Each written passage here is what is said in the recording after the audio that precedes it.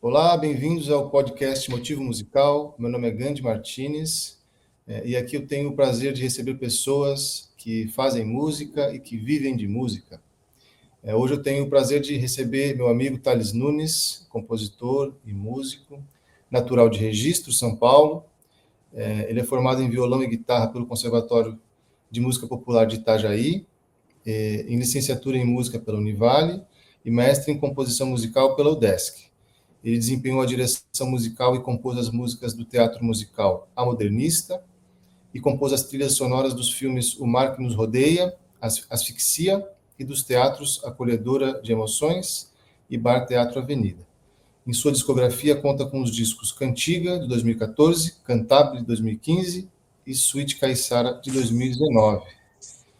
Seja muito bem-vindo, Thales, e obrigado por aceitar participar aqui do podcast.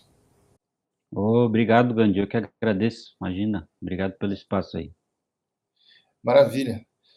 Então, aqui nesse podcast, como você já sabe, né? Esse aqui é o episódio 3. A gente conversa bastante sobre processos criativos, sobre composição, e, claro, e música em geral, né? Sobre a carreira da pessoa convidada, e nosso papo não vai ser diferente, né? Eu tenho um grande interesse, eu acredito que as pessoas que escutam esse podcast, ou que vão Uhum. ver, em composição musical, né? E você é um cara que realmente está muito, assim, atua nisso em várias frentes, né? E já há bastante tempo, né? Você compõe canções populares, música instrumental e trilha sonora para teatro, teatro musical e também cinema, né?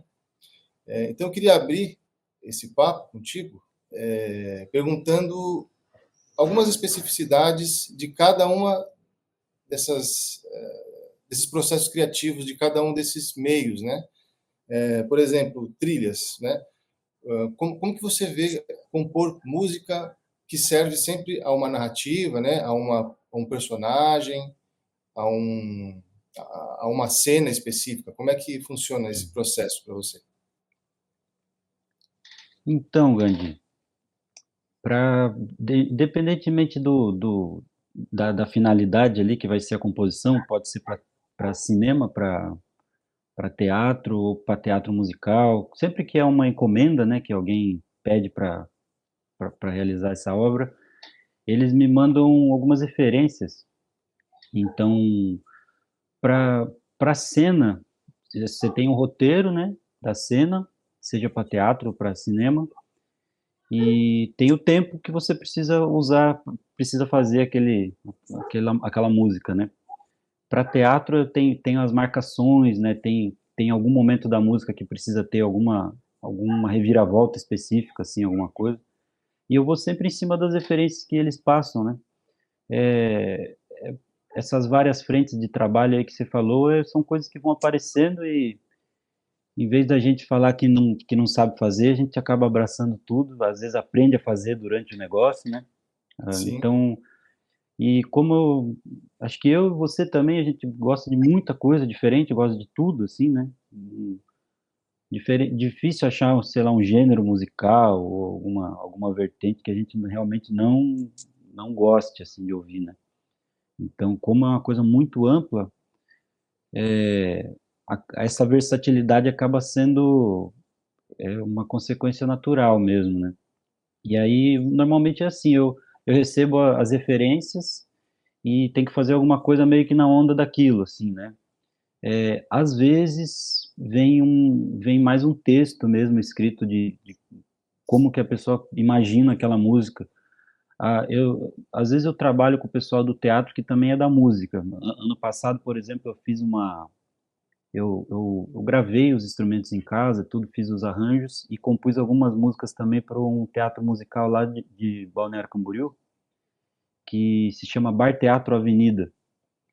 E a Bruna Pierami era uma das diretoras, né, junto com a Monique, e era diretora musical, e ela é do teatro, mas ela é da música, né? A formação dela é em música. Né? Então, a comunicação era bem rápida, assim, ela me falava exatamente o que ela queria, e isso facilita bastante. Mas mesmo o pessoal que é do teatro mesmo, eles mandam assim a instrumentação.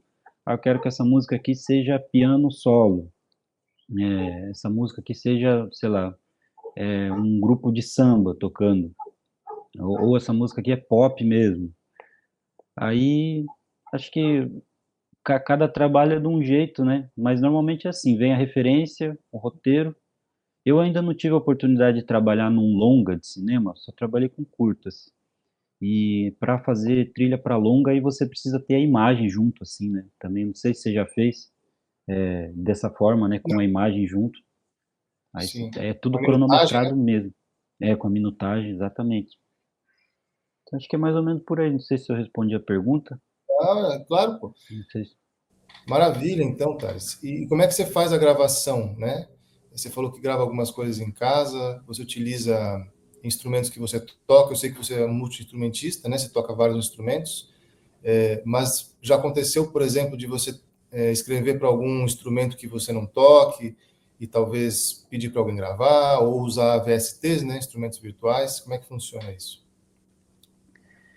Então, eu gravo tudo em casa mesmo, porque eu mexo legal com os instrumentos de percussão, né? Não sou percussionista, principalmente instrumentos de samba, instrumentos de música brasileira. E, e também a minha formação é em violão e guitarra, mas eu toco cavaquinho desde criança, foi o meu primeiro instrumento, na verdade. Então, esses instrumentos de cordas, assim, já dá uma. Eu consigo gravar legal.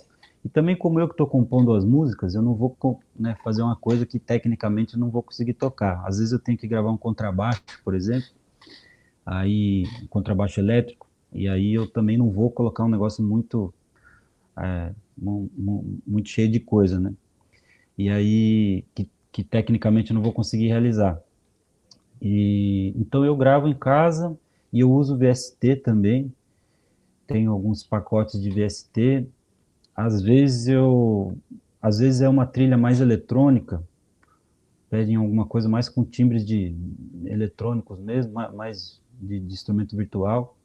E apesar de alguns VST ser muito bons, alguns instrumentos não funcionam muito bem. Às vezes a pessoa, o diretor musical quer porque quer algum instrumento de sopro, assim. Daí, assim, no VST é difícil, né, deixar humanizado a coisa, né? É. E aí a gente consegue fazer algumas coisas. Tipo, eu lembro que a pessoa, não lembro qual trabalho que era, mas a pessoa queria uma flauta. Queria que tivesse uma flauta numa introdução de uma música. Acho que foi do Bar Teatro Avenida mesmo, que a Bruna me pediu uma introdução com sopros, assim. Daí eu fiz aquela dobra clássica, né, de deixar piano e flauta na mesma região, uníssono, né, tocando. Aí você dá uma mascarada na coisa, assim, né?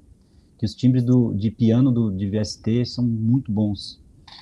E até agora eu não precisei chamar alguém para tocar, mas em alguns casos talvez eu deveria, né?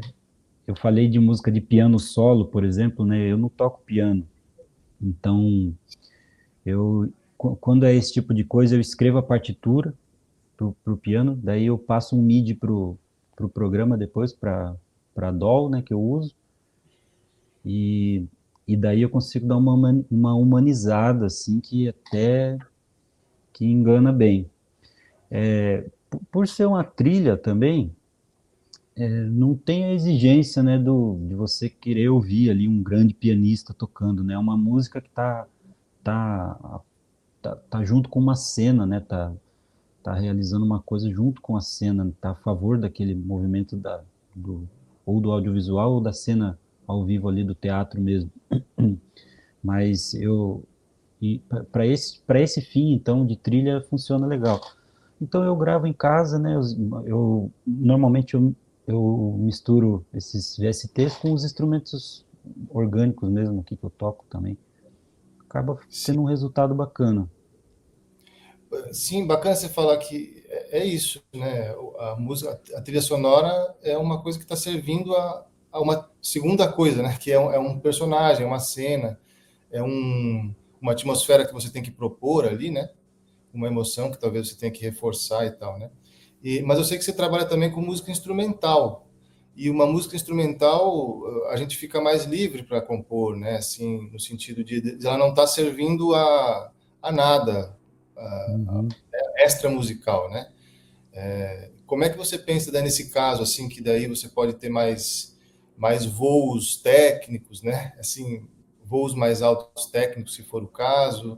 Eu sei que você às vezes compõe também para instrumentos que não é necessariamente um instrumento que você vai tocar, né? No seu primeiro disco você tem várias faixas que são outros instrumentistas que fazem, por exemplo, a melodia, né?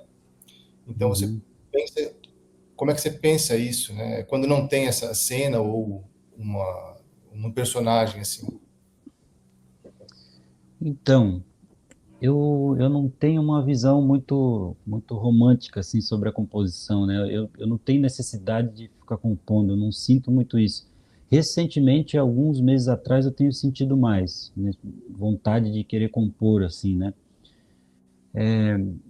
Já tem muita música boa, né? Então só para tocar as músicas que a gente gosta já vai a vida É, inteira já. Mas como a gente gosta de criar também,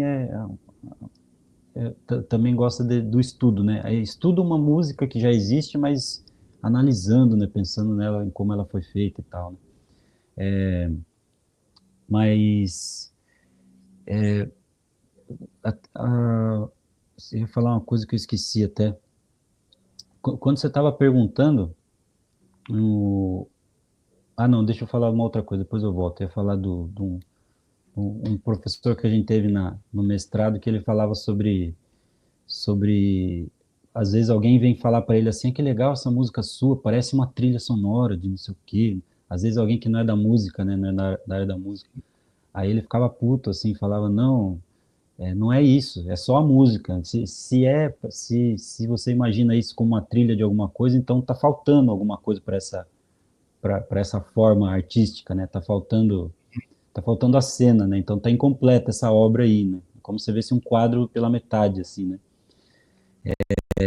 Então, aí voltando ao que eu estava falando sobre a composição, sobre essa necessidade de compor, né, que eu não sinto muito isso, mas como sempre tem trabalho assim, então a gente tem essas encomendas, né?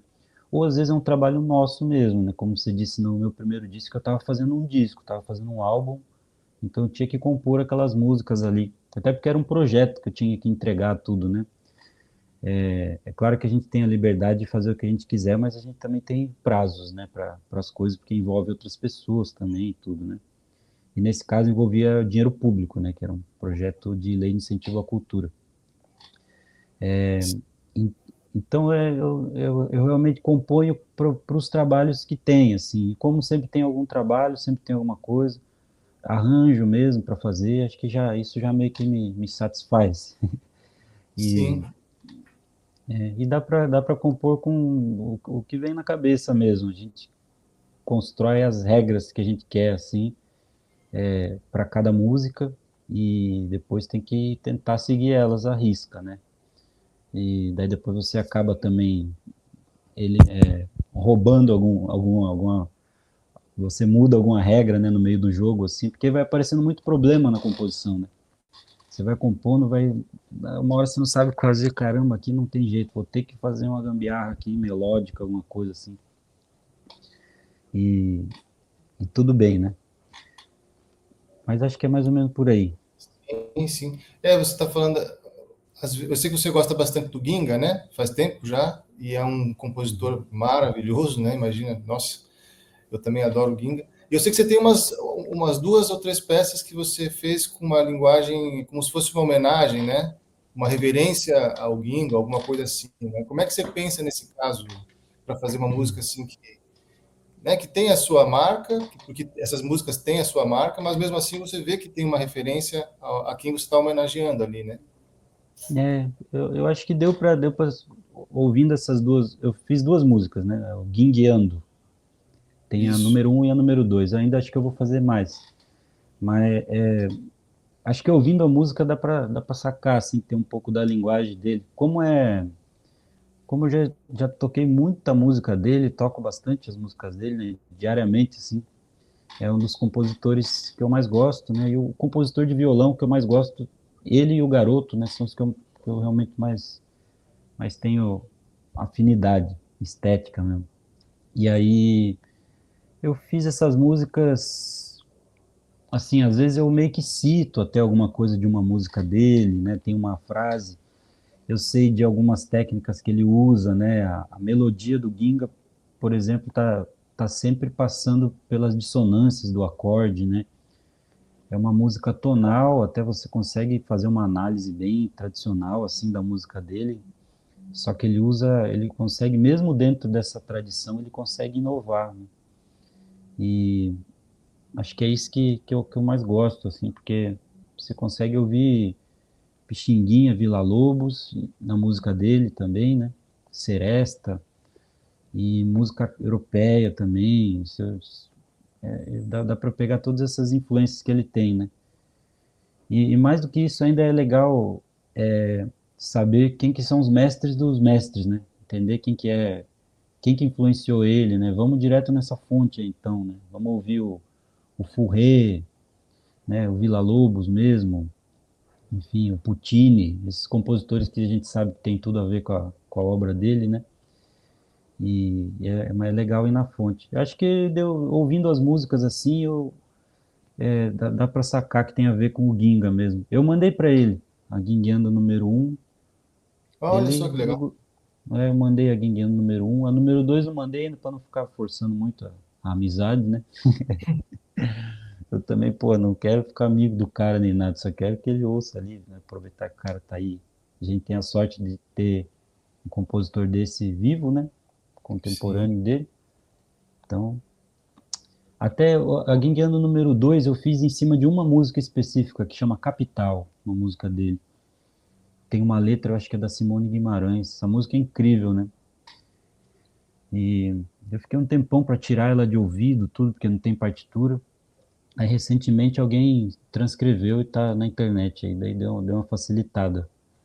Fui corrigir umas Sim. coisinhas que eu tinha tirado errado até. Mas eu fiz uma música bem em cima dessa daí, queria que fosse a mesma levada, né?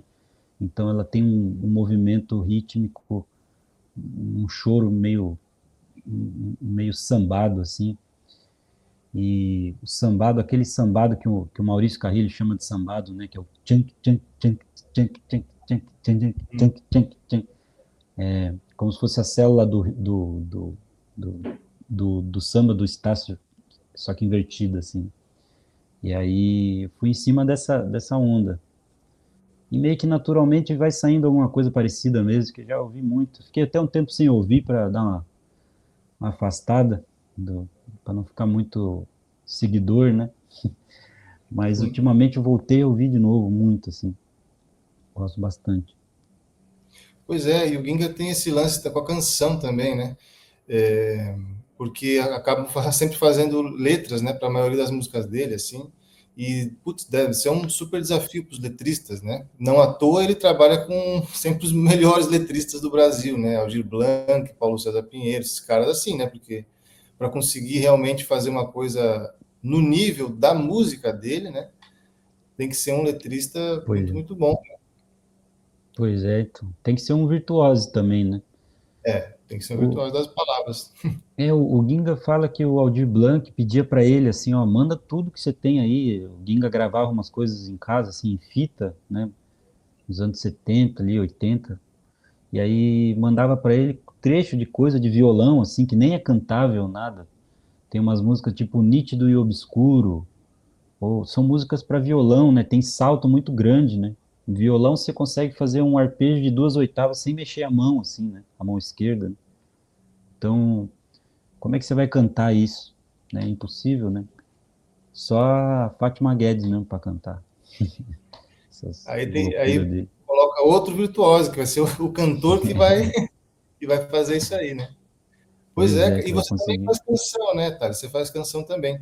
E tem Uhum. alguma maneira também especial, sei lá, você pensa nesse tipo de coisa, tipo, ó, eu não vou fazer esses saltos aqui de 2/8 porque vai reduzir muito os intérpretes que vão conseguir fazer, né, esse tipo de coisa. E como é que você começa para uma levada, para uma ideia harmônica, melódica, como é que funciona? Então, eu eu componho com violão mesmo. Eu gosto de compor com violão, com o meu instrumento mesmo, e normalmente eu parto de um acorde e fico um tempão naquele acorde até ver, até achar algum caminho melódico que seja alguma coisa mais original, né? Que esse que é o grande barato, assim, da composição, né? Então, para canção, o ideal é que tenha menos nota, por exemplo, uma melodia cheia de nota para cantar já não vai atrapalhar muito. Por isso que choro cantado normalmente fica ruim, né? Tem muita É, nota, né? O choro tem muito assunto, né? Normalmente o compasso de 2/4 que vai ter muita semicolcheia, né? Então esse monte de nota assim para cantar não fica legal, com raras exceções, né? Então, por exemplo, a parceria do como que é aquele compositor do Rio que tocava violão tenor, o Claudionor Cruz com o Pedro Caetano. As músicas deles, dos dois, o Pedro Caetano fazendo a letra, o Claudionor Cruz, acho que ele já compunha também pensando que ia ser uma canção, então ele já fazia coisa na medida, assim, muito sofisticado. Todas as músicas dele são muito boas, inclusive as que são mais choro, que eles fizeram samba também, compuseram samba. Então eu normalmente parto de um acorde e eu vou cantando. Uma coisa que limita um pouco, porque limita mais ainda, porque eu não canto bosta nenhuma, né? E eu só sou afinado, né, por ser músico. Então, eu vou cantando, então se eu consigo cantar, alguém vai conseguir também. Se um cantor profissional vai conseguir, né?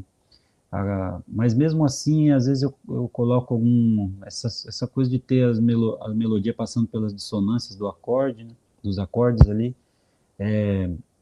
também às vezes dificultam bastante. Às vezes eu faço uma coisa no violão, assim, aí vou tentar cantar em cima. Aí por eu ter composto aquilo e tocado dobrando no violão, né, eu dobro a melodia no violão, eu consigo cantar. Mas às vezes na hora de passar para um cantor, para uma cantora, tem uma frase ou outra ali que dá uma engasgada. Então tem que pensar em não ter muito salto. Se tiver salto, tem que ser uma coisa bem musical, bem coerente, né? Bem natural, né? Tem que ser cantável, né? Cantabile. E uhum, aí usar grau conjunto, né? E é legal ter esse tipo de limitação para não ficar muita. É sempre bom ter algum tipo de limite, né, na composição, senão você não sabe para onde vai, né? às vezes a falta de limite até paralisa a gente, né? Porque quando a gente tem qualquer possibilidade, às vezes a gente não fica perdido na coisa, né? Eu Você imagino mudou. para você, inclusive, você vai compor no piano, né? Que o piano tem tudo ali, né? Só o fato de Sim, compor no violão, você já limitou bem, já. Você já tem, nossa, tem um trechinho do piano ali só, né? Então tem que ficar ali em cima daquilo. No piano, pô, não só para compor, para tocar mesmo, né? Você tem muita possibilidade, né?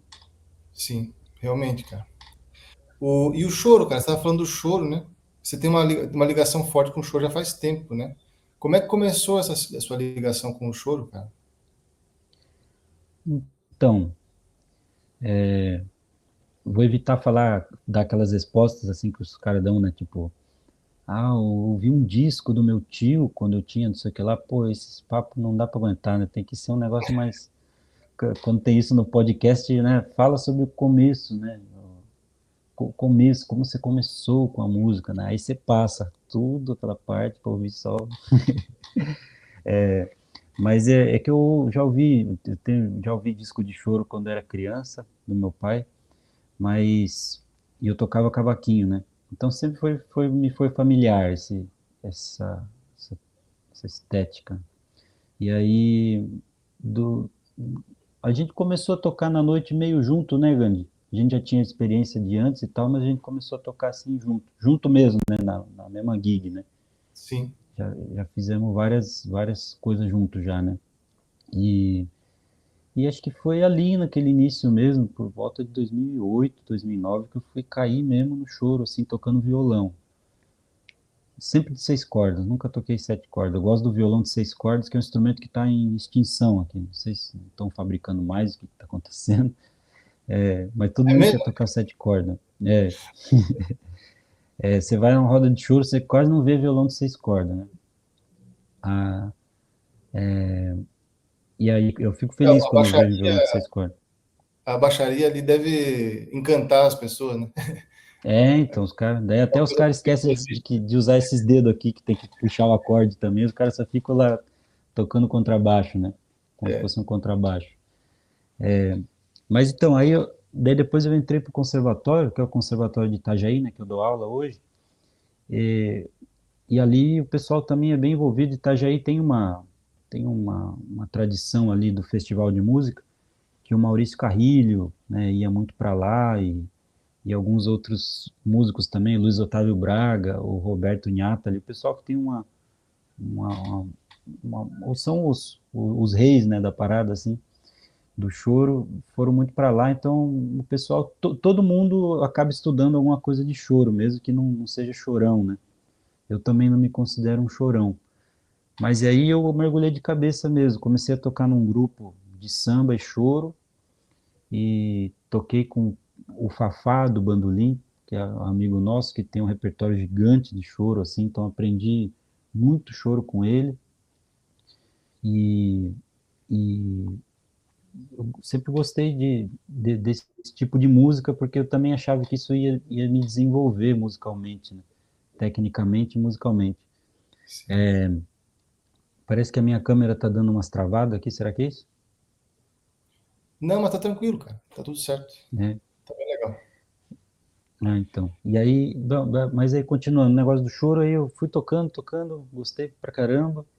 Aí depois dei uma enjoada do regional, assim, né, daquele formato do regional, e comecei a estudar outras coisas. Aí fui estudar guitarra, jazz, fui fazer um mestrado, que daí em composição, que é mais voltado para música contemporânea, né?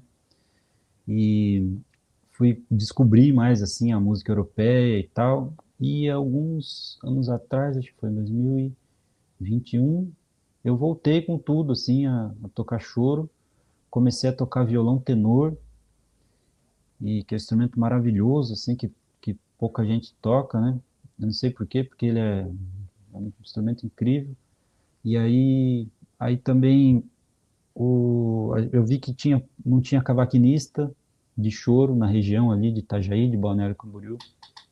E aí voltei a tocar cavaquinho, que eu tinha parado há muito tempo. E aí estudei, tô até hoje assim estudando cavaquinho. Acho que há uns 3 anos que eu tô tocando bastante cavaquinho assim todo dia. E virou uma paixão assim que eu nem sabia que gostava tanto e nem que ele tinha tanta possibilidade assim. Eu sempre achei que, tocando violão, achei que o cavaquinho fosse um instrumento limitado e tal. E voltei até, aí tô compondo alguns choros para cavaquinho. Aí isso até me despertou esse sentimento que eu falei que não tinha muito de compor, né? A não ser quando for um trabalho. Aí passei a compor para cavaquinho. Fiz alguns choros. Tô pegando a mão ainda da composição do choro. Uma hora, daqui a alguns anos, aí acho que eu consigo entender bem mesmo a linguagem.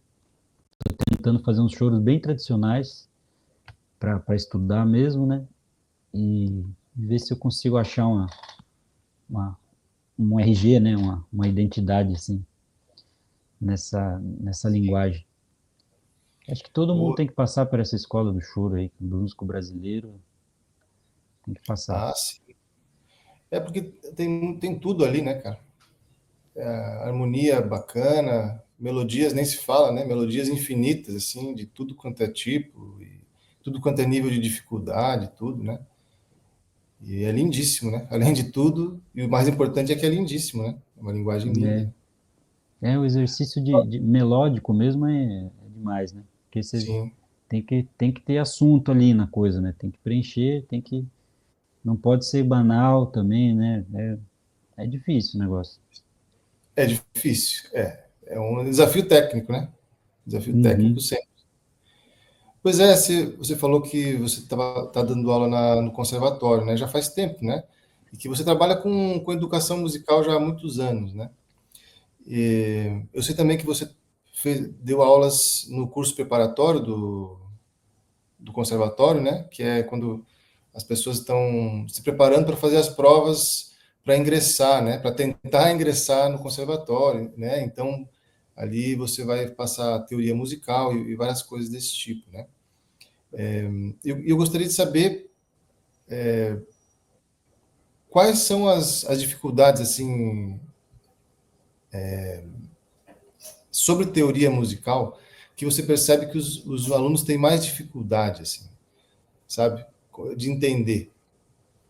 Uhum. Acho que a parte harmônica, né?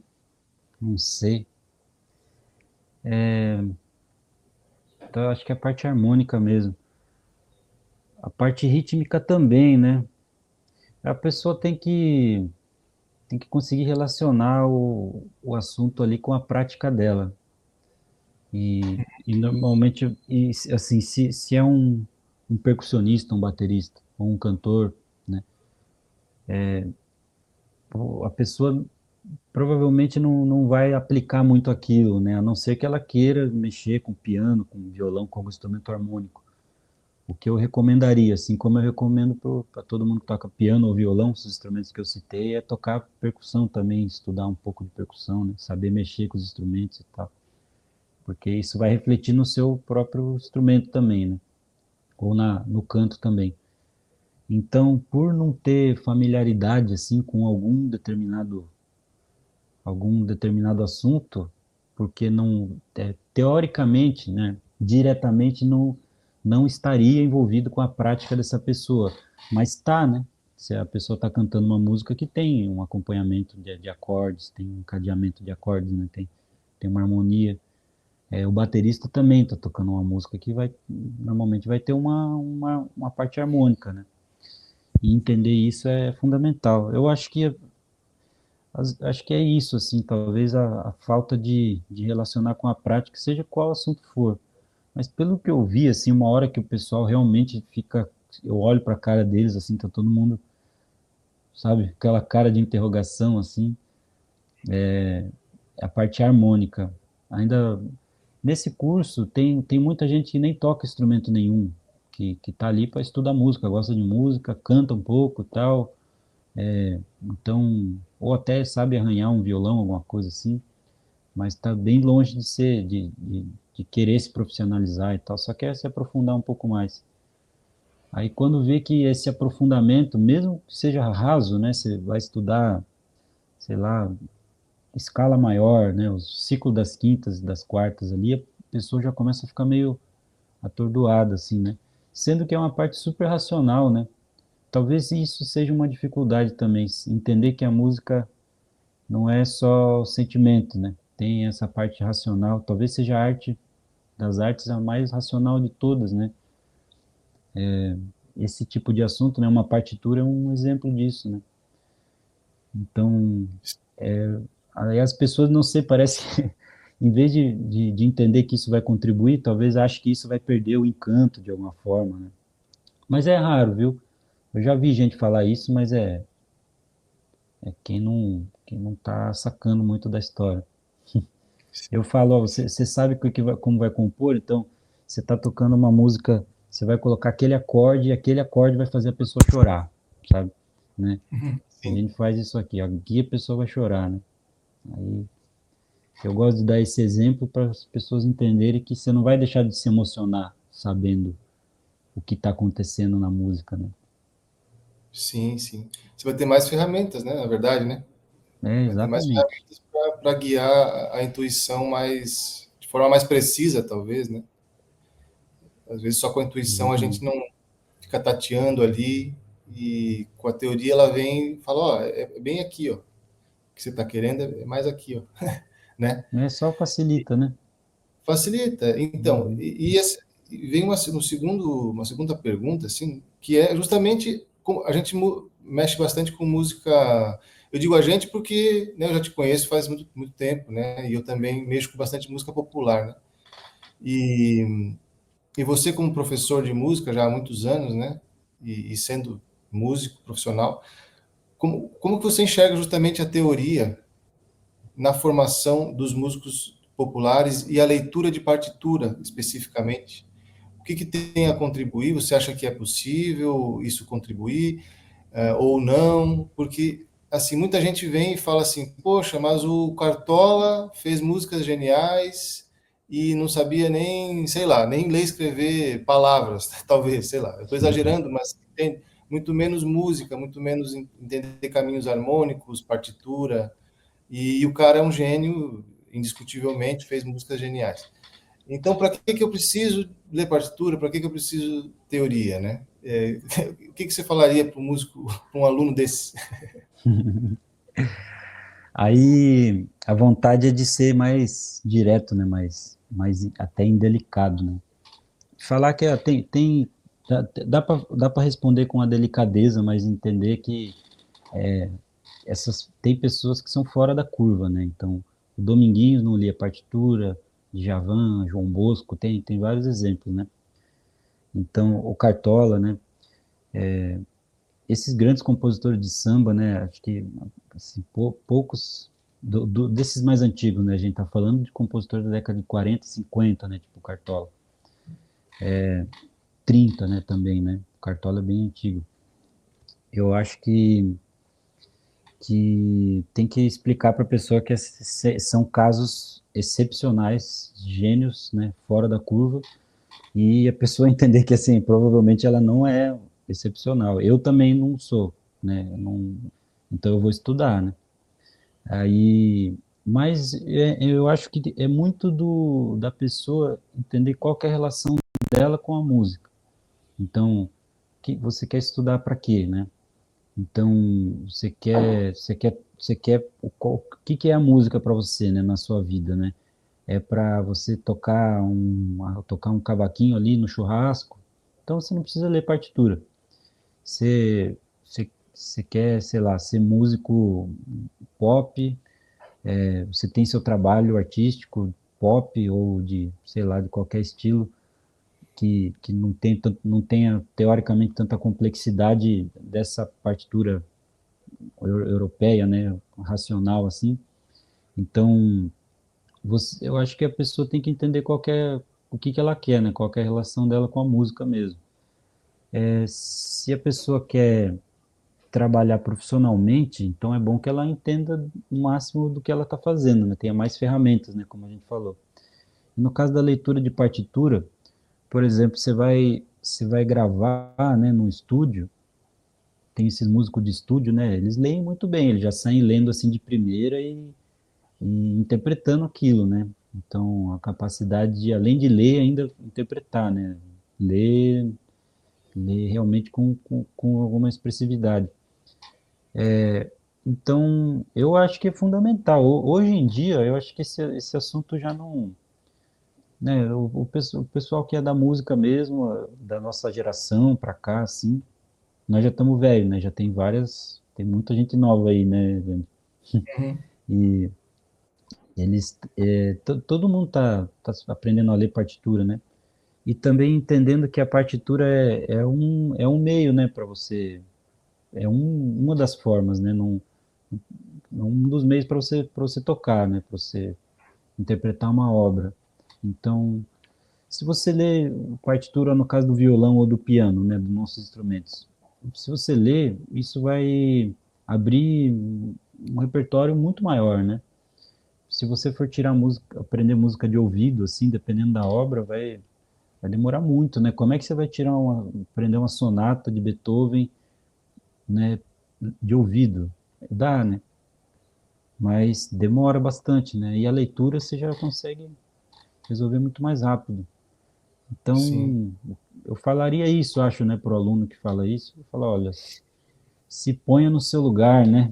Vai com calma aí, né? Você quer estar se comparando com o Cartola, né? É isso mesmo?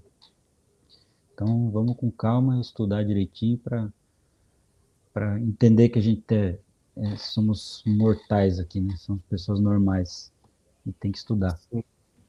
Então, eu vejo também os alunos sempre com um pouco de dificuldade no começo, porque no começo da leitura realmente ela é como tudo, né? No começo, os primeiros passos sempre são um pouco mais difíceis, né? A gente é o primeiro contato com as coisas e tal. Tanto para músicos Uhum, que não, que estão começando a tocar e ler ao mesmo tempo, né? Que geralmente é o que acontece mais na tradição erudita, né? Por exemplo, de pianistas que vão começar a tocar piano e já vão começar lendo peças, né, adequadas ao seu nível, mas já com partitura. E às vezes uhum, músicos populares já tocam bastante, até profissionalmente, e e vão começar a procurar depois, né? A ler partitura. E também tem dificuldade nisso, porque, poxa, eu já toco aqui, eu já desempenho tecnicamente tanta coisa bacana, e aí eu tenho que começar a ler lá muito atrás, né? A ler Uhum, música é. infantil e coisa mais tranquila. Isso desanima às vezes, né? O pessoal da Uhum, música, realmente. E fala, não, cara, será que eu preciso? Será que eu preciso passar por isso mesmo? Entende? uhum. Eu acho que é isso aí, eu também concordo. Eu acho que a pessoa tem que saber o que ela quer com a música, né, cara? É. Às vezes é dificuldade, às vezes Hoje em não. dia, e você sabe que hoje em dia tem esses. Acho que faz um bom tempo que tem esse negócio de músico ao vivo, assim, o pessoal toca em grupo de pagode. Vejo bastante pessoal do pagode, assim, e muito músico não sabe ler, né, cara, do pagode. E as músicas são super complexas, parece uma banda de rock progressivo, assim, hoje em dia, pra você ir num pagode e dançar, você tem que ter uma partitura praticamente, né? O negócio é Cheio de cheio de convenção. convenção, faz aqueles arranjos do prateado, né? E aí, e o pessoal fica com aquela regência na orelha, cara. Cara, isso deve ser um negócio insuportável. Graças a Deus eu nunca tive essa experiência, eu prefiro não ter. O que que Alguém é? falando na sua orelha, cara, o que que é pra você fazer? Como é que eu fico de Ah, cara é? com isso, né? Fica um diretor musical ali na regência, né?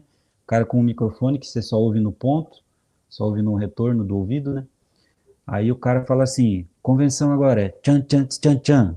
Aí vai dois, can, can, can, Meu can. Deus! Sério, cara? Então. É Lá maior, vamos para Lá maior. O cara vai mudando as coisas, que loucura, né, cara? Caraca! E tem uns diretor musical que são meio engraçadinhos. Tem uns vídeos na internet que o cara quer ficar falando, conversando, contando piada ali. O cara tá tipo com o microfone, olha ali fulano ali, parece não sei o que lá, né? Pô, velho, que saco. Nossa, eu sabia que existia isso aí, cara. Nossa, o cara mandar, tipo, vai, faz a convenção aí. Pô, mas o cara tem que ter uma habilidade, tem que desenvolver uma habilidade muito grande para fazer isso daí, né, cara? O músico, né? Porque assim, os caras já ensaiaram, né? Daí ele tá lembrando tudo aquilo, né? Já que é muita informação, para garantir que funcione, né? É o microfone da regência, né? Que eles chamam. Nas Ah, o igrejas cara também tem muito isso aí. funciona meio como uma partitura, áudio partitura, assim. Pois é, então, cara. Pô, deve atrapalhar muito para tocar, né, cara? Sim, Imagino. imagina, cara. Pô, que legal, cara. Não sabia disso aí, não. Doideira. Maravilha, cara. E em arranjo, né? Falando de arranjo, você faz bastante arranjo também, né, Thales? Como é que é esse seu trabalho de arranjo? Você faz, além dos arranjos dos teus próprios trabalhos, né, autorais e tal, você também faz arranjo para outras pessoas, assim, que te pedem? Você faz arranjo também para alunos, né? Por exemplo, para práticas de banda e tal, né? E Uhum. como é que você começou com essa onda aí do arranjo? Então, rapaz, arranjo é uma composição também, né? Então, às vezes até vem alguns alunos falar que querem estudar arranjo. Eu falo, não, estuda composição, estuda harmonia, contraponto, né? E composição. Porque daí você vai saber arranjar, né? Um aluno me falou que queria, uma vez me falou que queria fazer um curso de arranjo. Não era um curso, era um curso assim, tipo uma especialização, alguma coisa, uma pós-graduação mesmo em arranjo. Dessas online, assim, alguma coisa. Eu falei, olha, desconfia um pouco disso aí. Eu nunca ouvi falar de um curso desse. Tem curso de composição, de orquestração, né, de arranjo, né? Sim. Não é muito uma área assim. Eu faço arranjo porque a minha parte de orquestração é muito limitada, porque eu fiz um curso só de orquestração com o Rodrigo Morti, que foi muito bom para aprender, para desenvolver mais, né? Porque eu estudei um pouquinho no mestrado também. Aqui no mestrado eles subentendem que você já sabe aquilo, né? Mas no meu caso, na minha formação, eu não tive, né? Eu fiz licenciatura em música, né?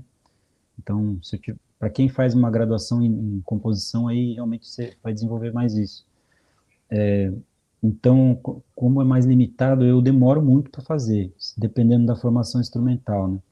Então, esses arranjos grandes, assim, eu para vários instrumentos, eu consegui ter alguma prática na disciplina eu ministrava, porque eu não estou mais morando em Itajaí mesmo, né? Estou meio nômade agora, e eu só fiquei com a disciplina online de teoria. E aí, mas eu dei aula por 3 anos prática de conjunto. Então, as turmas têm umas formações gigantes, assim, absurdas até, né? Que você fala, não tem como dar certo, né? Mas daí tem que dar um jeito de da música sair ali, né? Então, essa formação quase de uma big band, assim. Então, eu consegui estudar porque eu tinha alguém que tocasse isso, né? Daí, esse que é o grande barato, né? Não fiquei só escrevendo no computador, escrevia e já via como é que soava. Então, às vezes eu escrevia assim, alguma informação na partitura, que era para mim, né? Daí acabava indo nas partes separadas para o aluno. Um dia eu escrevi assim, T, Q, V na partitura. Daí daí um aluno perguntou, o que é isso aqui? Daí eu achei que estava só na grade. Eu falei, tem que ver, tem que ver. Você tem que ver se vai dar certo. Às vezes é só um asterisco, alguma coisa ali. Sim. Às vezes eu já vejo, ó, acho que aqui vai dar merda. Nessa parte do arranjo aqui não vai funcionar.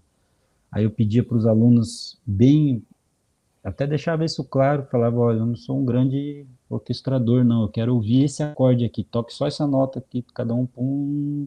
Daí eu via, não, faz oitava abaixo aqui, essa nota. Eu mudava na hora, assim. Então, foi uma escola bem boa para mim.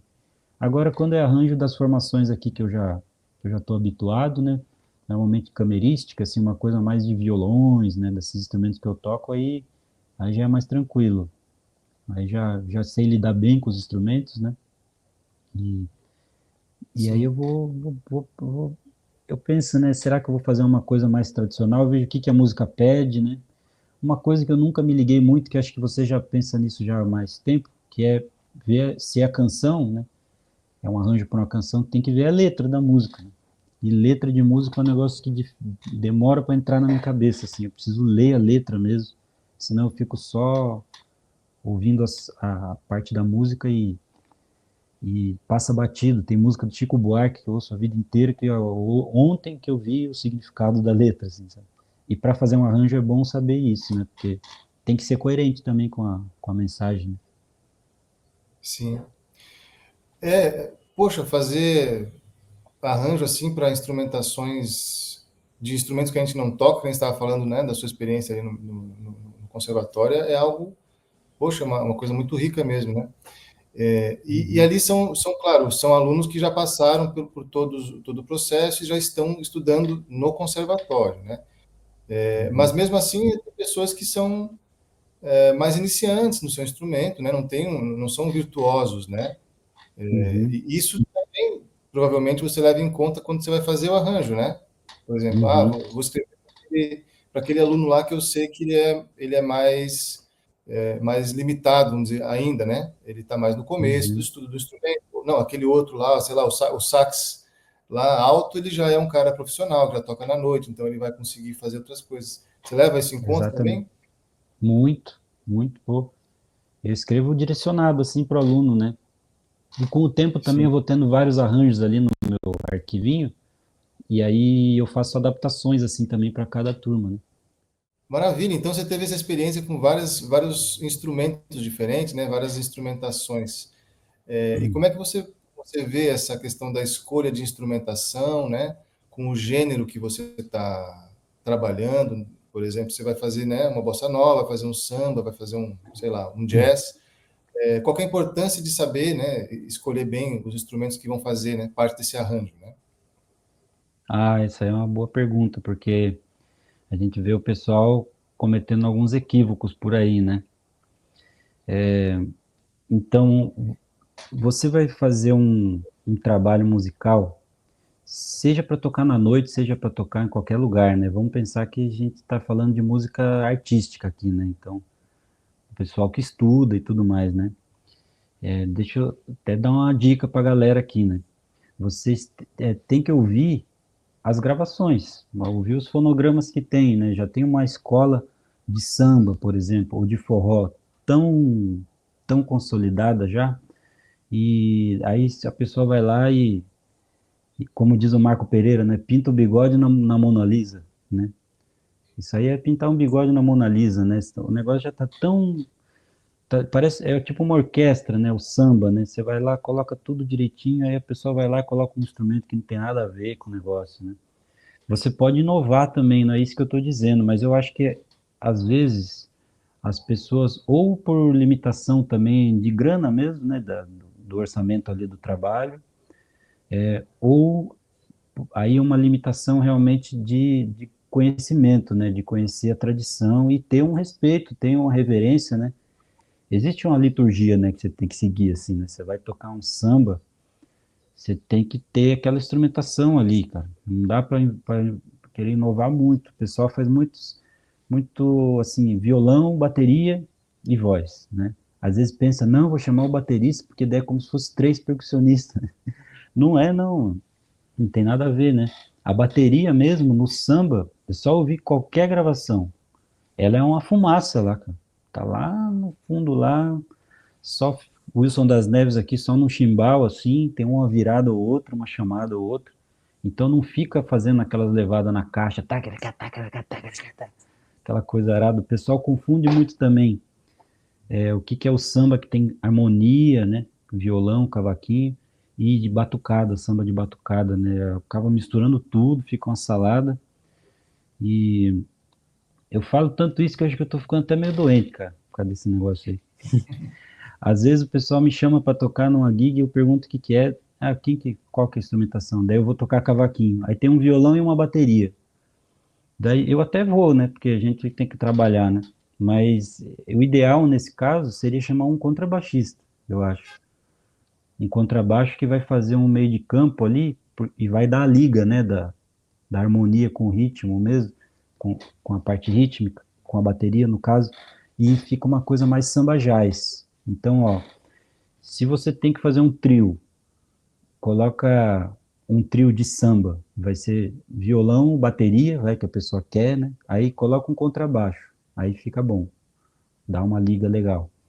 Aí, Sim. ou se não, quero que tenha cavaquinho. Então, em vez da bateria, põe um pandeiro só. Você só vai pôr uma bateria no samba mesmo, tradicional, depois de ter uns três percussionistas, né? E o pessoal inverte muitas coisas e não fica bom, sabe? Eu tô tocando cavaquinho, tenho que ficar procurando uma levada, ou às vezes eu sou o violonista que está tocando junto com o baterista, acompanhando o samba. Também tenho que. Eu tô falando, eu já fiz isso também, já cometi esse erro já. É um erro mesmo, porque não fica bom, cara. Eu sempre falo assim, me aponta uma gravação que tenha essa instrumentação aqui que a gente está fazendo para esse estilo de música aqui, né? Uma gravação, não tem. Maravilha, então, Thales. Você tem vários projetos aí em andamento, né? Eu gostaria que você falasse um pouco mais detalhadamente sobre cada um deles. Eu gostaria de falar primeiro sobre o livro de partituras de algumas composições suas, né? Que você vai lançar, vai fazer. E queria saber que tipo de repertório é esse, né? O que o público vai encontrar aí nesse livro de partitura. Instrumentação, ele é só para violão, ele vai ter outros instrumentos? Como é que vai funcionar esse livro aí de partituras? Então, esse livro é um projeto da Lei de Incentivo à Cultura de Balneário Camboriú e é um e-book, né? Por enquanto a gente ainda vai fazer digital, mas em breve a gente pretende fazer físico também. Só vão ter as minhas músicas, ou tem algumas músicas que são só minhas, mas é parceria com o Duo Baker, né? Uma parceria com a Rafaela Baker, né? Que faz as letras para as músicas, né? Que é minha esposa, que é cantora também. E ela, a gente fez esse projeto e a gente acabou ganhando esse prêmio, né? Para realizar, que é escrever um livro com as partituras. A gente já tem, na verdade, quase tudo escrito, só que as partituras não estão editadas, né? Editoradas, assim, bem bonitinho, né? Então, a gente só escreveu para poder, para a gente mesmo ler, né? E, e aí são músicas do disco Cantiga, que elas lançaram de 2014, e do Suíte Caissara, que é de 2019. São os dois discos que a gente tem juntos, assim. E aí a gente vai escrever as partituras, vai editorar e publicar as partituras dessas músicas. Tem música que, que tem melodia e cifra só, porque tem um choro, por exemplo, que é melodia e cifra, não tem muita história. Ah, não, Eu acho que, eu não lembro direito, rapaz, o conteúdo, mas eu acho que tem música que vai ter duas versões de partitura. Vai ter uma lead sheet, assim, de melodia cifrada, e uma com arranjo, porque algumas músicas a Marcela fez arranjo da minha música, né? E aí ela faz um tipo de arranjo lá bem diferente, assim, ela pensa no, assim, igual os pianistas acompanham, né, que você fica meio que solando, assim, né? Ela chama de violão de acompanhamento com característica ou com perfil de violão solo, como se tirasse a voz e o violão, o acompanhamento já se bastasse, assim, né? Como se fosse uma peça Uhum. de violão solo. Ela faz uma onda meio assim, e então algumas partituras vão ser para isso, mas é com a instrumentação que a gente gravou mesmo. Normalmente são dois violões e a voz, e no Suite Caissara tem contrabaixo acústico também, e que tá tudo escrito, as linhas. Daí a gente esse é o grande projeto, assim, desse ano, né? Que dá trabalho pra Sim. cacete. Poxa, imagina. E você faz editoração, né? Já puxando esse assunto, você também faz editoração de partituras, né? Profissionalmente, né? E Uhum. como é que você começou com isso aí, cara? Porque faz uns anos que você faz isso já, né? É, faz alguns anos e sempre tem trabalho, cara. É uma área que também sempre tem coisa para fazer. Eu, antes ainda de estudar música formalmente, eu já mexia com um pouquinho de design gráfico, assim, a gente fazia uns festivais na minha cidade, né? Nesse exato momento eu estou aqui em Registro, inclusive, na cidade do interior de São Paulo, e a gente fazia uns festivais de bandas, assim, de bandinha de rock, e eu sempre fazia os cartazes e tal, e sempre fui gostando desse, mexer com imagem, assim, no computador. E então eu falo isso porque quando eu comecei a escrever partitura, eu sempre fui tentando deixar ela mais ajeitadinha, assim, só que cometendo vários erros, né, de iniciante, né? E com o tempo eu fui entendendo como que as grandes editoras fazem. Eu fiz até um curso com uma editora que é brasileira e francesa, Cadenza Editorações Musicais. Eu fiz esse curso de deixar a partitura bonita, né? Tem várias coisas que o pessoal não se liga, né? Um erro muito comum, inclusive, é o espaçamento horizontal, né? Um compasso desse tamanho, outro compasso com um compasso que só tem uma pausa está desse tamanho, o outro que tem um monte de nota é desse tamanho. Tem que ter um equilíbrio, assim, né? Isso tudo facilita a leitura, né? Não é uma besteira. Mas eu já penso mais na parte estética mesmo, como se fosse um designer, assim. A partitura tem que estar bonita. Nem que isso, sei lá, custe você ter mais páginas. Às vezes é muito comum em songbook, realbook, você enfiar a partitura inteira em uma página só ou em duas, né? Aí a gente não está muito ligando para isso no momento. A gente tá, eu não ligo muito para isso. A não ser que a pessoa que me contratou, né, por exemplo, ano passado eu fiz o livro do Ricardo Pauletti, né? É o livro dele de violão, que é Violão Brasileiro Contemporâneo, o nome. As músicas dele são incríveis, né, para violão solo, e eu fiz a editoração. E, e às vezes ele pedia, ó, vamos tentar deixar em menos páginas isso aqui, assim, porque se depender de mim, assim, eu quero que a partitura fique bonita, então, que tenha bastante parte em branco, bastante vazio, né, assim, né. Então não dá para enfiar muito sistema numa página que ela fica muito carregada. São esses detalhes, assim, eu gosto bastante de fazer. Quem quiser me contratar aí, só me dá um toque Hum, aí que eu faço com o maior prazer. eu dei uma olhada nesse livro do Pauletti. Nossa, cara, ficou incrível mesmo o seu trabalho, meu. Muito, muito bonito mesmo, assim. E realmente, isso não é besteira de jeito nenhum. Isso daí ajuda a ler mesmo, cara. Ajuda a pessoa a ler as coisas, né? Eu vi que tem uma Uhum. música, por exemplo, ali do Ricardo Pauletti, que existe um compasso todo que você colocou no primeiro sistema, só um compasso, porque era uma coisa bem complexa mesmo de ler, sabe, cheio de, sei lá, fusa, alguma coisa assim. E aí Ah, eu sei vi que qual que é. você sabe qual que é? E aí você Uhum. deixou assim, o primeiro compassão assim com aquilo bem claro, sabe? Não ficou aquela coisa lá no meio que aí a pessoa tem que ficar, meu Deus, o que está acontecendo aqui? Não, ficou claro, assim, né? Ficou bonito, ficou bem claro. Não, eu vou conseguir estudar isso aqui, ler com tranquilidade, né? Então, Uhum. poxa, eu achei incrível o mesmo trabalho, cara, muito bom mesmo. Oh, que massa. Eu acho que essa música aí é a Dança das Segundas. Quem quiser ver esse livro, né, Ricardo Pauletti, é o livro, esse livro dele é gratuito, então vocês podem acessar lá. Acho que é na Dança das Segundas. Tem uma introdução assim bem livre, bem ad libitum e, e que não precisa ter compasso, não precisa ter fórmula de compasso. Então nem tem fórmula de compasso, é um sistemão assim, né, com um monte de nota ali que ele faz um, um movimento melódico assim bem livre e tal. Aí depois que entra no beat mesmo, né? Daí eu deixei Sim, dessa forma assim. Foi bem legal de fazer isso aí, bem detalhada a partitura de digitação e tal, né? sim. Eu gosto de fazer esse tipo de trabalho aí, cara. E o pessoal não se liga em deixar a partitura bonita, cara. Você eu sei que sim, porque eu já vi suas partituras já e a gente foi desenvolvendo bastante, né, também, né? Eu lembro que a gente É, escrevia as coisas assim, a gente ia ver a partitura do outro, via que tinha um monte de coisa para, né, de detalhe de escrita para a partitura ficar mais fácil de ler, né? Mas eu vejo muita composição assim de, sei lá, eu vi partitura do Arismar, do Rogério Caetano, que são nossos ídolos assim, compõe pra caramba, mas você vai ver a partitura é um negócio medonho assim, cara, muito sem editoração, só escrever as notas e pronto, né? E tem alguns detalhes tão simples assim de fazer que já ia colocar outra cara na partitura. Acho que falta esse sim. cuidado, sim, dos compositores aí.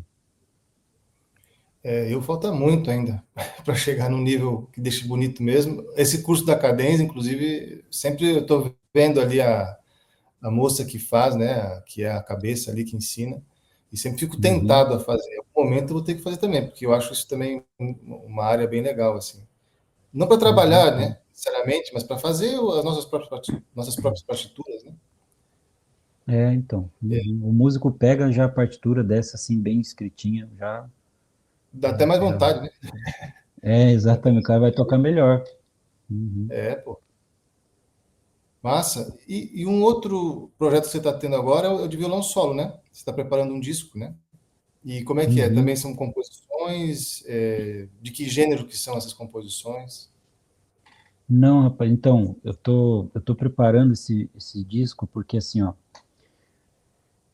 é que eu ainda tô preparando ele, tem uma incógnita bem grande, mas eu já vou adiantar aqui mesmo, se não der certo, tudo bem. Mas vai dar, eu vou fazer dar certo. Porque eu tinha falado até do Ginga e do Garoto, e eu, eu fui ver que a obra do Garoto está em domínio público agora, a partir deste ano, de 2025, entrou em domínio público. Eu pensei, pô, vou gravar e vou fazer alguma coisa do Garoto. E como eu acho que a obra do Ginga se relaciona muito com a obra do Garoto, né? O Ginga é muito influenciado pelo Garoto, e ele é meio que um sucessor, assim, né? Os dois têm uma forma inovadora de compor para violão, música de violão solo. E aí eu pensei, vou fazer um disco com, com a obra desses dois compositores e as obras entrelaçadas, né, e tal. E então é isso, eu vou fazer esse álbum, eu estou ainda selecionando o repertório, só que tem muita música. Então eu até vi que dá para fazer dois álbuns e fazer volume um e volume 2 assim, Ginga e Garoto. Então é o que eu estou me dedicando na parte de violão. Aí estou estudando violão, mais essa parte de violão solo, que eu sempre estudei bastante acompanhamento e tal, e paralelamente ao violão solo. Agora eu estou focando bastante e tentando melhorar a sonoridade, um monte de coisa. Eu tenho um violão aqui que ele é um pouco difícil de domar ele, assim, mas é um violão, tem um, tem um timbre muito bonito, mas é meio difícil de tocar nele, então tem que ficar bastante tempo ali para conseguir tirar um som bom e conseguir tocar nele, né? Aí eu tô preparando esse álbum aí agora, rapaz. Eu pretendo gravar e lançar até o ano que vem, assim. Tô indo com bastante Ah, calma. então. Poxa, violão solo poxa, complicadíssimo, né, cara? Instrumento Uhum. difícil de tocar solo pra caramba, né? Mas o conceito muito legal, hein, cara? Poxa, Massa, essa né? relação aí Tem a ver, né? tem a ver, cara, muito legal mesmo, muito É, massa. tem um porém agora que as editoras estão cobrando muito caro, né, cara, para regravação, assim. Tá uma discussão em cima disso, assim. Tá muita grana para você conseguir licença para gravar, né? Aí eu pensei, vou fazer só do garoto agora, mas não vai ser a mesma coisa, cara. Tinha que ter o Ginga junto ali na história também, Uhum. né? Sim. E o Ginga Vou ainda completar tá vivo aí, né? Vai que a gente consegue colocar ele fazendo uma participação, alguma coisa aí, né? Já sonhando já. pô. Claro, pô. Claro. Uhum. Eu acho que ele toparia sim, cara. Pô, por que não, né? É, Por que então. não? A gente já fez um curso com ele, né, Thales? Lá passamos quase uma semana lá, várias tardes com o Ginga, uma Uhum. figura realmente única, né? O cara, É, massa, aham, muito bom. única mesmo, cara. E você está circulando com alguns trabalhos, né? Que é um deles é o Suíte Caiçara e o outro é de samba canção. Eu queria que você falasse um pouco sobre o Suíte Caiçara, né? E que eu sei que você com o Du Baker, né? Fizeram composições que pegam alguns elementos da cultura caiçara, né? E eu queria que você falasse como é que foi a composição dessas músicas, quais são esses elementos, assim, meio de forma geral, né? Então, bom, aqui na cidade de Registro e na região aqui do Vale do Ribeira, né, no sul de São Paulo, tem essa tradição do fandango caiçara, que se estende também até a pontinha de Santa Catarina, né, o litoral do Paraná, e até um pedaço do Rio de Janeiro também, que é uma manifestação de cultura popular que a cultura caiçara em si envolve a pesca, envolve religiosidade, envolve trabalho no campo e também a música, né, a dança. Eles constroem os instrumentos deles, né, normalmente é uma rabeca, um adufe, que é tipo um pandeiro, assim, e a viola branca, e a viola machete também, que é uma viola branca menorzinha. E é uma música incrível, assim, que tem uma força incrível também. A gente gosta muito da música. Aí a ideia foi fazer uma homenagem para essa música, para essa cultura toda, né? Que a gente se identifica muito, porque eu sou aqui de Registro e a minha esposa, a Rafaela e a Marcela, né? O duo Baker, elas são de Santos, né? Que é caiçara também. Então, três caiçara para fazer essa homenagem. E até tem o histórico que o meu avô também tocava fandango, caiçara. O fandango caiçara é essa música, né? Essa música dessa cultura. E o que a gente fez foi adaptar assim, as danças principalmente. Então, você vai ouvir o movimento. A gente fez uma suíte com quatro movimentos e um movimento se chama dandão, o outro é chama-rita e o outro é batido. Na verdade, o fandango ou ele é bailado, ou ele é dançado mais livremente, que é a chama-rita, ou ele é todo coreografado com tamancos. Os homens batem um tamanco num tablado, assim, as mulheres dançam também, e é todo marcado. O tamanco é um instrumento percussivo também, daí nessa música, que é o fandango batido. E a gente fez essas quatro músicas e eu dei o exemplo de três, né? O batido, o dandão é outro ritmo, tem um monte de dança deles, né? E cada dança tem uma coreografia. Às vezes a gente cita uma parte da dança mesmo, a levada é a levada do fandango mesmo. Eu cito no violão também muita frase de os comentários que a Rebeca fica fazendo, comentários melódicos, assim. Eu fiz aula aqui com o Zé Pereira também, o mestre Zé Pereira, de fandango caiçara, e que ele é rabequista e violeiro também. E a gente também fez um movimento que é o São Gonçalo, que é o santo padroeiro dos violeiros aqui, dos músicos, que ele tem uma violinha assim também, né? Aí eu fiz um movimento como se fosse uma procissão, assim. E aí é isso, é uma homenagem, né? A gente não fez releitura de nenhuma obra, eles chamam de marca de fandango, são as músicas do fandango tradicionais. A gente só fez uma homenagem mesmo, compondo com muita influência de música contemporânea também, então é um trabalho um pouco mais experimental, mistura o fandango com a música europeia de concerto, né? É um trabalho bem camerístico, que a gente gravou esse álbum em 2019 e ainda está circulando com ele. A gente agora passou pela Europa e vamos voltar para lá de novo no segundo semestre agora. A gente tocou em Portugal e agora a gente vai para Portugal de novo, para Espanha, para Alemanha, para França e para Áustria. Por enquanto são esses países que estão agendados já. Poxa, que bacana. E como é que foi essa experiência, né? Já puxando esse papo, né, da Europa, né? Que você passou essa temporada aí. Como é que foi essa experiência lá, cara? Com música, eu sei que você tocou por lá também, né? É a primeira vez que você vai lá morar, assim, um tempo? Como é que é? Foi a primeira vez que eu fui para lá, de maneira geral, né? Então a gente foi para Lisboa, ficamos na capital lá para tocar, para morar por um tempo mesmo, e sem nada armado. A única coisa que eu tinha armado lá era uma aula que eu ia fazer lá. Eu fui fazer uma aula com o Fernando Dalcin, que é um grande bandolinista e que toca violão tenor pra caramba também. Ele é o melhor assim de violão tenor agora, um dos melhores bandolinistas também da atualidade. E aí eu fiz a aula com ele, uma aula de violão tenor, e no final das contas acabamos ficando amigos. Eu toquei com ele também em festival lá e fui acompanhar ele dentro dessa linguagem do choro. E a gente foi para lá então para conhecer mesmo, assim, e para passear também, né? E trabalhar, é claro, tocar, né? E entender como é que as coisas funcionam lá, né? Já deu para ter uma boa ideia.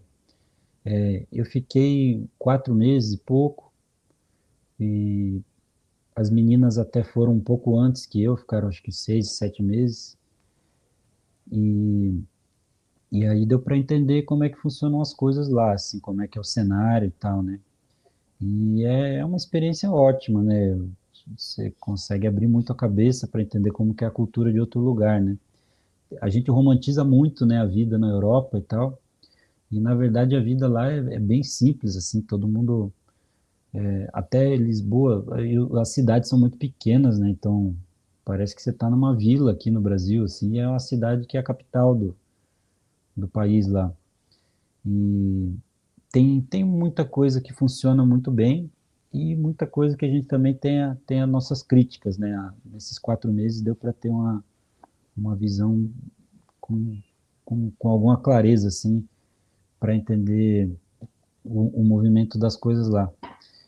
Valeu muito a pena. A gente até foi pensando em talvez ficar em algum outro país ou ali mesmo, morando a vida inteira, morando por mais tempo, assim, mas a gente teve que voltar por vários motivos, por até motivos familiares também aqui. E só que a gente fez muito contato lá, então agora a gente volta para lá em agosto para tocar nesses países e para fazer o concerto Suíte Caiçara e também esse outro trabalho que você mencionou, né, de samba canção, que a Rafaela Bacher, ela que é do Duo Bacher, né? Ela tem um trabalho o mestrado dela foi sobre as cantoras da década de 50 no Brasil, principalmente o estilo do samba canção, que é um estilo que é pouco tocado de maneira geral, até aqui no Brasil mesmo. O pessoal tem muito o discurso de que a música brasileira foi se sofisticar harmonicamente a partir da bossa nova, né? Na verdade, na bossa nova, a música brasileira se simplificou até, né? Se você for ouvir as orquestrações da década de 40, de 50, é um negócio de uma coisa de louco, assim, muito sofisticado, né? Muito complexo, inclusive. E a gente fez esse trabalho também de samba canção, tocando o repertório que a Dolores Duran principalmente cantava, da Dalva de Oliveira, a Maísa, da Ângela Maria. E, e aí eu toco violão tenor nesse trabalho, violão tenor, violão, 6 cordas e a voz. E tem sido bem legal. A gente tocou num jazz club lá em Cascais, em Portugal, que foi muito massa, assim, uma estrutura bem bacana do lugar também. Isso é um negócio que faz muita diferença, assim, na Europa, né? Para ficar só na parte boa, a, o equipamento de som é muito bom. Uma vez eu estava num restaurante, assim, os restaurantes são bem pequenininhos em Portugal, né? Daí eu vi uma sonzeira rolando, uma qualidade de áudio muito boa. Aí eu fui ver um Genelec penduradinho, assim.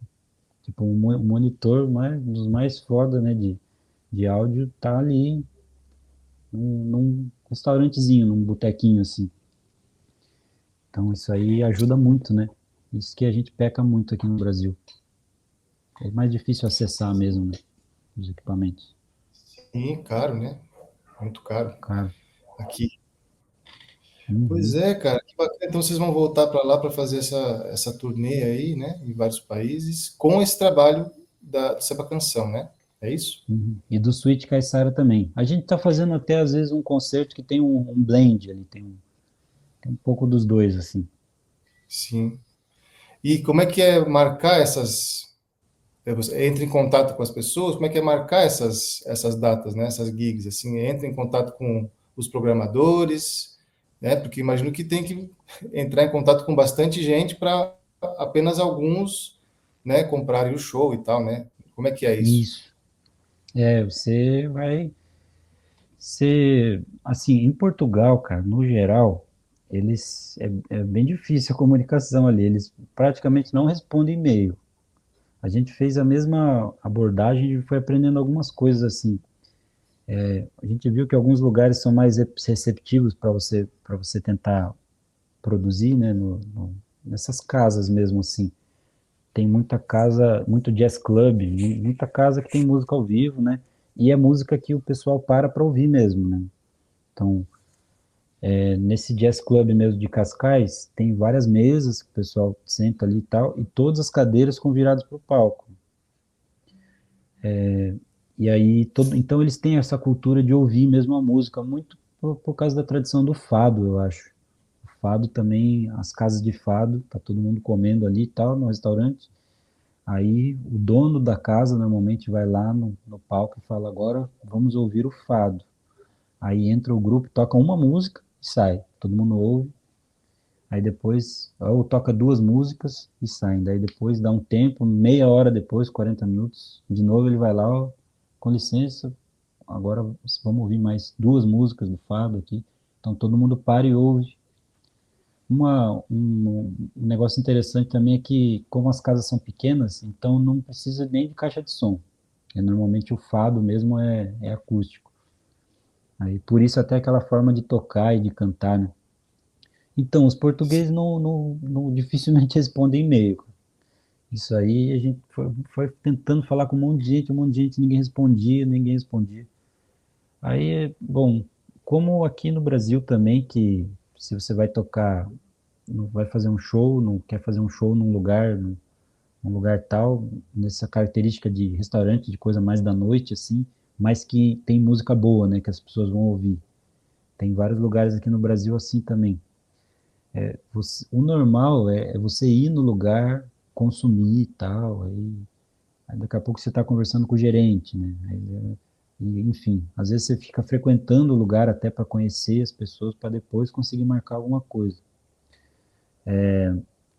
Então, o ideal é ter uma indicação, né, de alguém, conhecer alguém que vai indicar para outro, para você conseguir só acessar a pessoa já, né? Já é difícil. A gente viu que na Espanha eles respondem e-mail, em qualquer outro lugar, na verdade, eles respondem. Em Portugal, que a gente viu que é meio difícil a comunicação. Acontece muito da curadoria também, né? Do lugar querer aquele tipo de música. Ou às vezes se identifica ou não, né? Como essa música que a gente faz também é uma coisa tão específica, né? Então pode ser que as pessoas gostem, né, da ideia ali, né? Então tem que ficar tentando, é o que você falou, tenta falar com muita gente, poucas vão responder. A gente preferiria que a pessoa respondesse falando: ó, esse tipo de trabalho não funciona aqui para essa casa, né? Mas a gente ficar sem resposta nenhuma é pior, né? Mas mesmo assim deu para conseguir vários lugares. Tem que ver se o espaço, a casa tem. Lá, na Europa tem muitas associações, associação dos bairros, assim, que eles promovem eventos, trazem artistas grandes e tal, pagam bem. Então, uma boa é entrar em contato com essas associações, porque normalmente o presidente da associação ou a presidente é um produtor ou uma produtora cultural, né, que sabe fazer evento, que mexe com curadoria também. E daí um bom caminho também é ir por aí. A gente também tem um produtor lá que tá ajudando a gente, que foi uma indicação, inclusive, do Ivan Pacheco, nosso amigo daqui do Brasil, a gente nem chegou a se encontrar lá, mas a gente conversou muito, né, pelo WhatsApp mesmo, e ele apresentou um, um, um produtor pra gente. É muito de ligar também, eles gostam muito disso, de falar, ligar, principalmente por vídeo, assim, você pessoa, eu gostei e tal, mas vamos conversar para eu entender melhor, tal, e, né? Normalmente é uma coisa que Sim. eu mesmo fujo, né? Não quero ficar falando com a pessoa assim, ó, ao vivo. Prefiro escrever mesmo, mandar e-mail ali, que fica mais.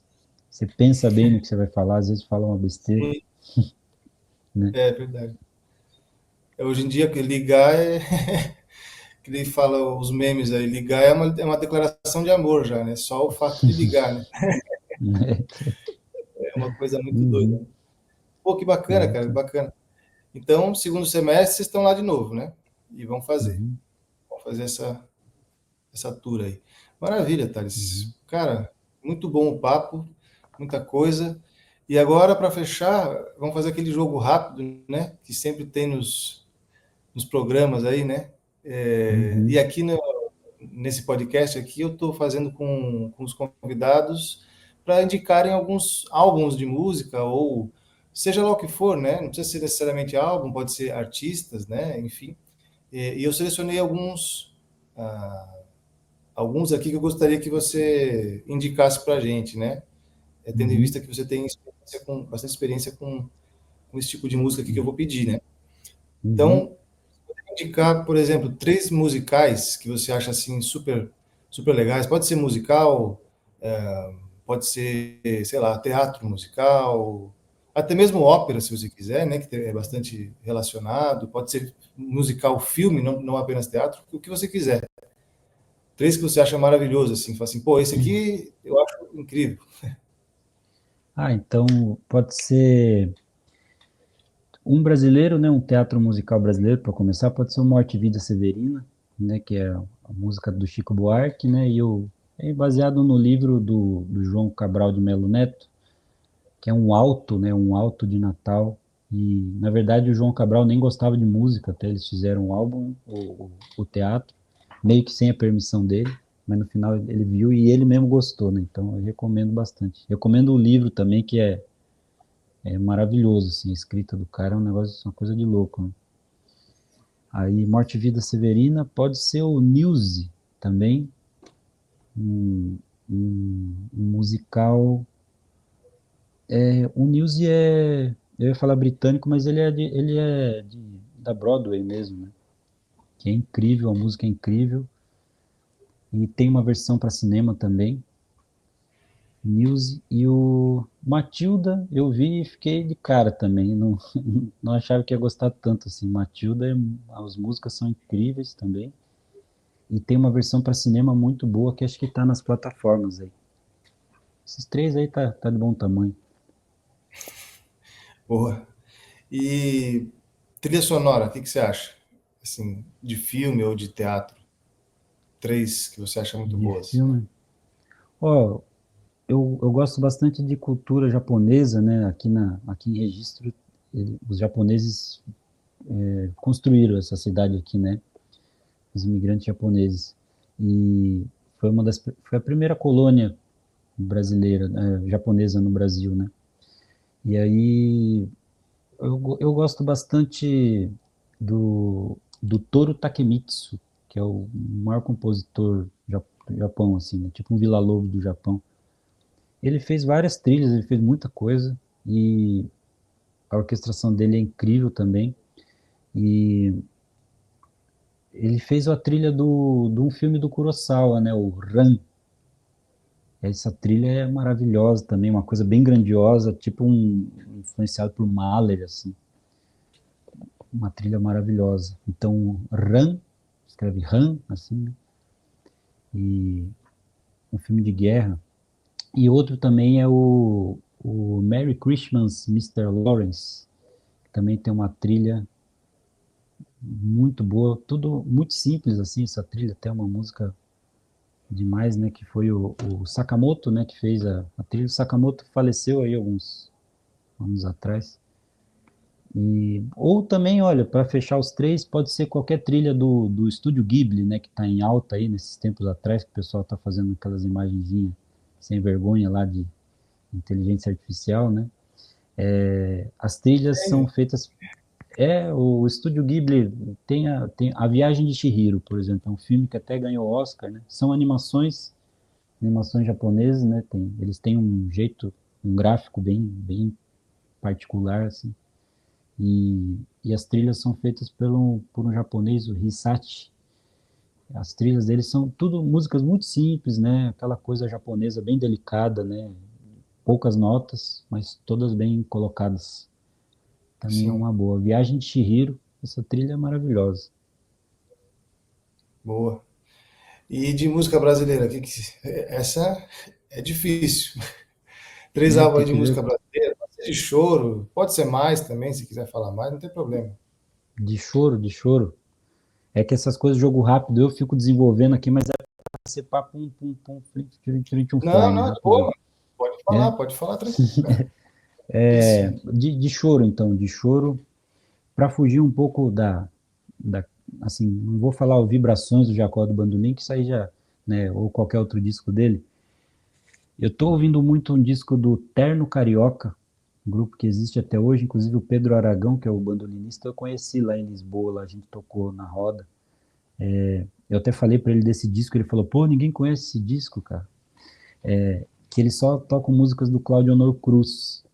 E a obra desse cara é um negócio, é muito sofisticado, muito diferente também, bem moderno, assim, um compositor que foge dos padrões.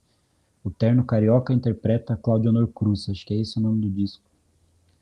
Um outro também é para falar de choro, um outro é o Choro Elétrico, né, do grupo 4 a 0.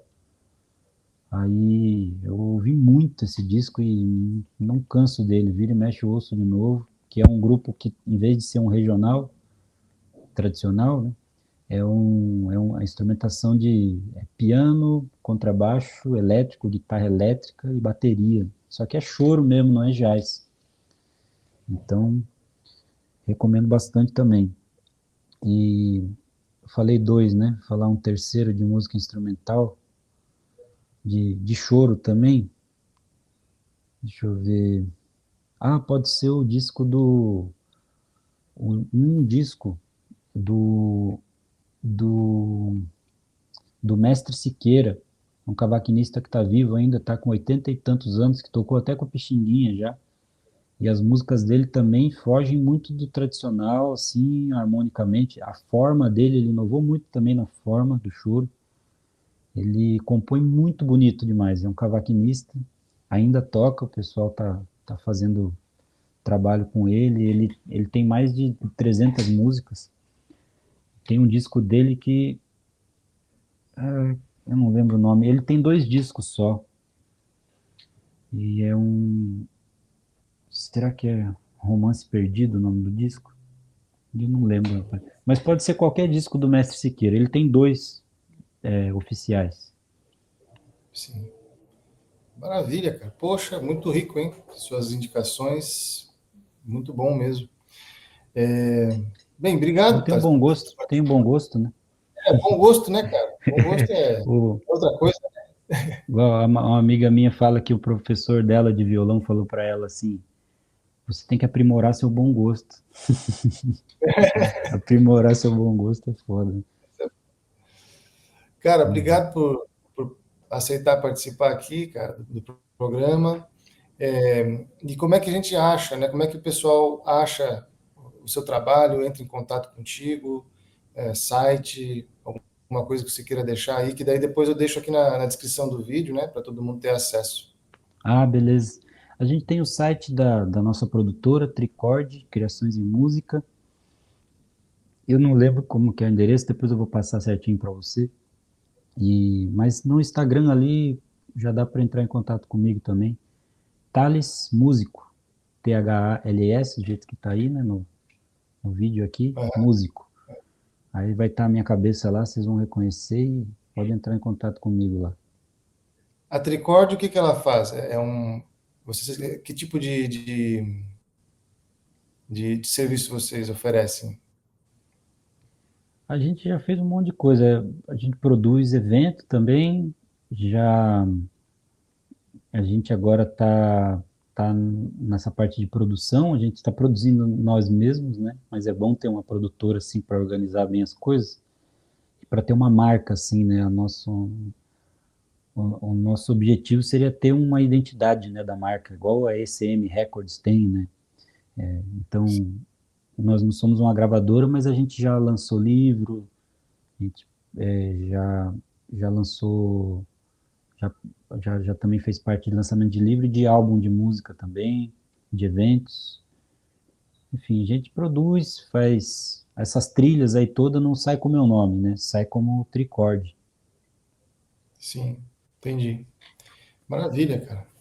Então é isso aí. Pessoal que quer entrar em contato aí com o Thales, com a Tricord, eu vou deixar os links aqui na descrição do vídeo.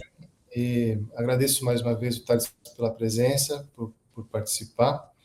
E depois, não sei quem será o próximo convidado, mas com certeza será um convidado aí da mesma envergadura dos convidados que já vieram até agora, como o Thales. Tá bom, pessoal? Então fiquem ligados aí e até a próxima.